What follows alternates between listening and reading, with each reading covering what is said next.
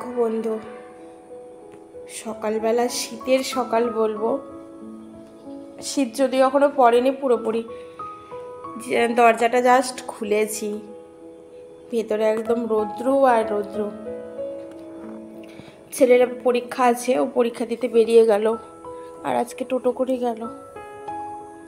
দেখো কি ব্যালকনিতে রোদ্দুরের ঠেলায় ওই যে ভোলু ওইখানে বালুর মধ্যে গর্ত করে শুয়ে রয়েছে, আর এদিকে আর একজন। রোদটা যে এত চড়া, থাকা যায় না। নমস্কার, কেমন আছেন সবাই? আমি মাম্পি, আমার নতুন ভিডিওতে আপনাদেরকে স্বাগত জানাই। আপনারা দেখতেই পেলেন আমি অনেকটা সকালে ঘুম থেকে উঠেছি, কারণ ছেলের তো স্কুল ছিল, আর যেহেতু 2 ঘন্টার মধ্যে চলে আসবে, ওকে খুব একটা খাবারও করে দিতে হয়নি। একটুখানি হরলিক্স করে দিয়েছিলাম আর 2 বিস্কিট, তো খেয়ে বেরিয়ে গেল। আর চারিদিকে তো এত রৌদ্র উঠেছে, ঝা চকচকে রৌদ্র, আবার একটু ঠান্ডা ঠান্ডাও লাগছিল। আর জানেন তো, আমি সকালে ঘুম থেকে ওঠার পর যখন মেন দরজাটা খুলি, যদি হাতে সময় না থাকে ঝাড়ু দেওয়ার, তাহলে কিন্তু আমি দৌড়ে একটু করে জল দিয়ে মুছে দিই। এতে কিন্তু বাস্তুদোষ অনেকটাই কেটে যায়। সকালবেলা যে বাসি ঘর, সেটা আর বাসি থাকে না, সেটা কিন্তু সাজো ঘর হয়ে যায়। ওপরের ঘরে এসে জামা কাপড় চেঞ্জ করে নিয়েছি, আর গোপাল সোনাকে সেবা দিয়ে নিয়েছি। তারপর হাতের যে কাজগুলো রয়েছে, সব কাজগুলো একে একে সেরে নেব। যদি একটু ঝটপট করে কাজগুলো কমপ্লিট করতে পারি, নিজেকে একটু সময় দিতে পারি। আর এখন যেহেতু শীতকাল, ছোট দিনের বেলা, এখন তো বেলার সাথে পেরেই উঠবো না। আর যদি নিজেকে একটু সময় না দিই, নিজেকে একটু প্যাম্পার না করি, তাহলে কিন্তু দিন শেষে নিজেই বড্ড ক্লান্ত হয়ে পড়ি। কারণ নিজের খেয়াল তো নিজেকেই রাখতে হবে। নিপাই ইসলাম ব্লগ থেকে কমেন্ট করেছে, খুব সুন্দর হয়েছে দিদিভাই ভিডিওটি, অনেক ভালোবাসা রেখে গেলাম। থ্যাংক ইউ সো মাচ বোন, এইভাবে আমার পাশে থেকো এবং ভালোবাসা দিয়ে যেও। আপনারা যখন ভালোবেসে আমাকে কমেন্ট করেন, আমার কিন্তু খুব ভালো লাগে।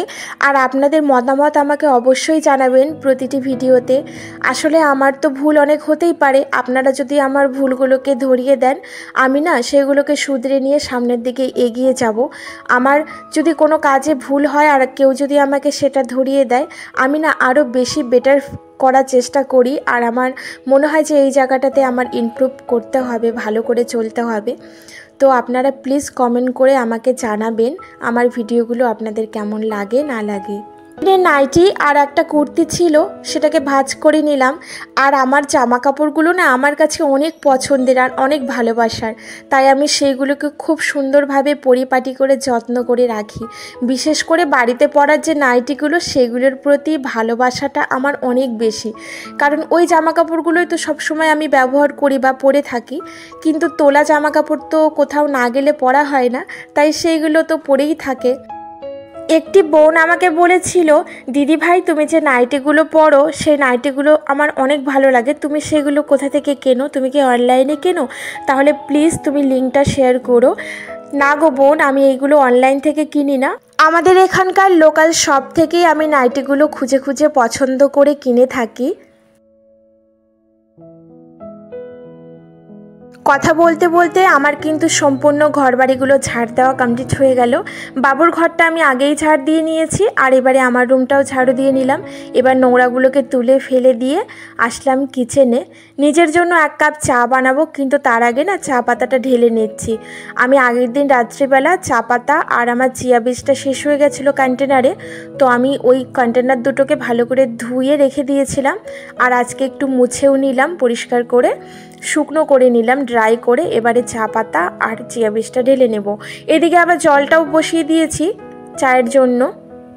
আর জানেন তো, যখন কোনো জিনিস শেষ হয়ে যায়, তখন আমি সেই কন্টেনারটা সঙ্গে সঙ্গে ধুয়ে শুকিয়ে তারপর জিনিসপত্র ঢেলে রাখি। এতে আমার খাটনি যে কী কমে যায়, আপনাদের কি বলবো জানেন তো, অনেক খাটনি যেন কমে যায়। আমার অনেক ভালোবাসার এবং ভালো লাগার কাপগুলোর মধ্যে থেকে একটি কাপ বের করে নিলাম নিজের জন্য চা খাবো বলে। মাঝে মাঝে এরকমটা করি, আমি আমার যেগুলো পছন্দের কাপ সেগুলোতে চা খেয়ে থাকি। তো আজকেও ইচ্ছে হলো যে আমি একটু সাদা কাপে চা খাবো।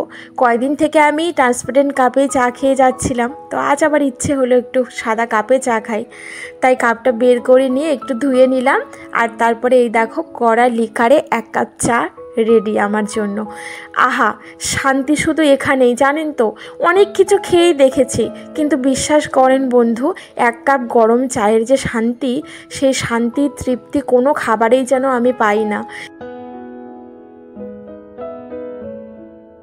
চা খাওয়ার সঙ্গে সঙ্গে একটু রেস্টও নিয়ে নিলাম আমি। এবারে ভাতটাকে চাপিয়ে দিলাম, ভাতের জলটা বসিয়ে দিলাম, চালটাকেও ধুয়ে এবার চালটা ছেড়ে দেব। আর আজকে ভাতের মধ্যে না ভাবছি একটু ওই রাঙা আলু সেদ্ধ দেবো, শাক আলু, লাল লাল যে আলুগুলো হয় ওই আলুগুলো সেদ্ধ খাওয়া কিন্তু ভীষণ উপকারী। আমার খেতে খুব ভালোও লাগে, আর পেটটাও অনেকক্ষণ ভরা থাকে। তাই যখন থাকে আমার কাছে তখন আমি এইভাবে ভাতের মধ্যে সেদ্ধ দিয়ে খাই। তো আজকে 3টে মতো ছিল, তো ওই 3টে আমি সেদ্ধ দিয়ে দিলাম। আর আজকে রান্না করব চিকেন এনেছে বাজার থেকে অল্প পরিমাণে। আর আগের দিন না মাছের ঝোল করেছিলাম, মাছের ঝোল অনেকগুলো রয়ে গেছে, তো ভাবছি ওই মাছের ঝোলটা গরম করে নেব, আর সঙ্গে একটু কাঁচা লঙ্কা দিয়ে হালকাভাবে চিকেনটা মাখিয়ে চুখিয়ে রান্না করব। খুব বেশি পরিমাণে নিয়ে আসেনি, অল্প পরিমাণে এনেছে। তো এর জন্য আমি এই যে ক্যাপসিকাম একটু কেটে নিলাম, আর সঙ্গে টমেটো একটা কুচিয়ে নিয়েছি, আর বেশ খানিকটা রসুন থেঁতা করে নেব। আমি না পেঁয়াজ দেব না, ইদানিং আমি লক্ষ্য করছি পেঁয়াজটা না আমার একদমই হজম হচ্ছে না। পেঁয়াজের কোনো জিনিস খেলে বারবার ঢেকুর উঠতে থাকছে। তো ওই জন্য একটুখানি 1 টুকরো পেঁয়াজ গ্রেট করে পেঁয়াজের রসটা আমি এই চিকেনে অ্যাড করব। তো এই যে এতটুকু রস আমি দিয়ে দিলাম। এবার সমস্ত মশলাপাতি দিয়ে চিকেনটা বেশ সুন্দরভাবে মাখিয়ে নেব।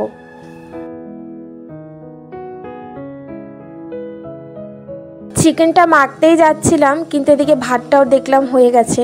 তাই ভাত নরম হওয়ার আগে হাতটা আবার ধুয়ে ভাতটাকে নামিয়ে নিলাম।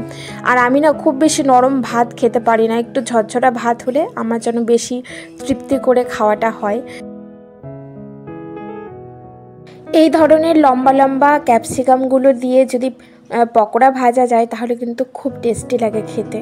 তো আজকে আবার অনেকটা পরিমাণে এনেছে, আমি আবার কিছুটা রেখে দিলাম, জানেন তো।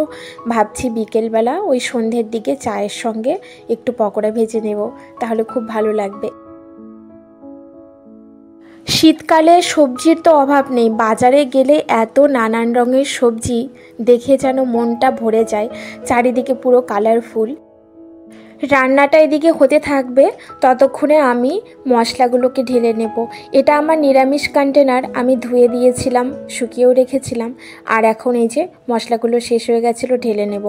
আমি না একসাথে মাসের বাজার যখন করি তখন বেশ অনেকটা পরিমাণে মশলা কিনে রাখি।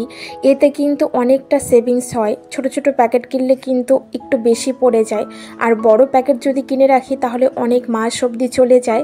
আর সেটা কিন্তু আমাদের সংসারেরই সেভিংস হয় অনেকটা পরিমাণে। আমরা এরকমভাবে যদি একটু বড় কন্টেনার কিনে বা একটু হিসেব করে চলি, তাহলে কিন্তু হাউসওয়াইফরা মাসে কিন্তু কম করেও 300 থেকে 400 টাকা আমরা মশলাপাতি থেকে বের করে আনতে পারি, আর সেটা দিয়ে কিন্তু অন্য জিনিস কেনাও যেতে পারে।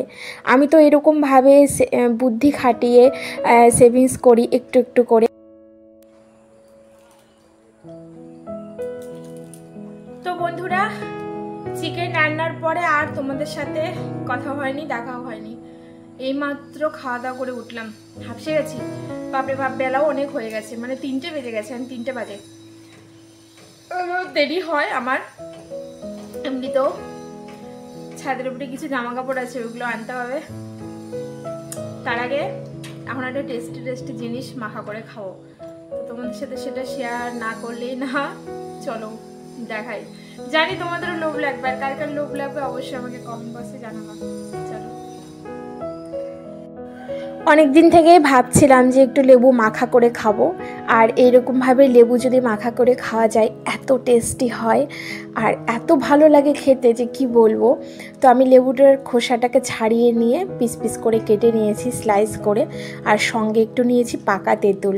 আর এই পাকা তেঁতুলটা না আমি ফ্রিজে সবসময় স্টোর করে রাখি, আর এই তেঁতুলটা দারুণ টেস্টি খেতে।